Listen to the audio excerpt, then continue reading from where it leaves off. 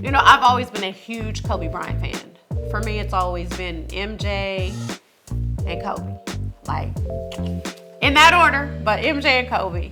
And so I've always felt honestly, very honored anytime I was able to be in his presence and have any type of conversation with him, because Kobe was very private, but the people he would allow in his space was special.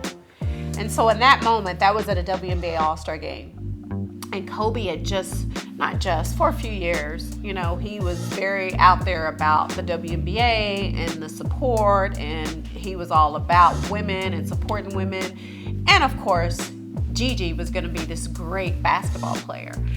So that particular picture, I remember some of my friends were like, oh, I want to meet Kobe. And I was just like, no, like, let him be not on Kobe's level, but I'm a mom. So there are times whenever I would go out with my son when he was younger, like I wanted that to be me and my son's time.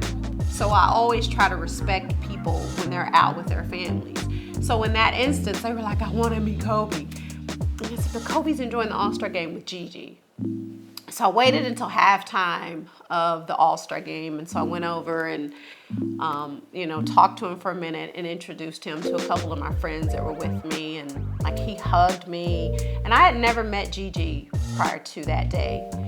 So he introduced me to Gigi, shook her hand, and, we talked a little bit. And I just, said, hey, I hear you are a baller, right? And gonna be better than your dad. So Kobe looked at me, and I don't know if you remember that picture, we're laughing because Kobe looked at me and he said, oh, Gigi's about to break every record you got. And so in that moment, it was a special moment. We laughed.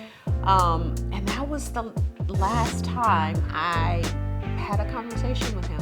And so that particular picture for me will always be special. Not just because it's Kobe and Gigi, but just the memories that I have of the last conversation I had with him.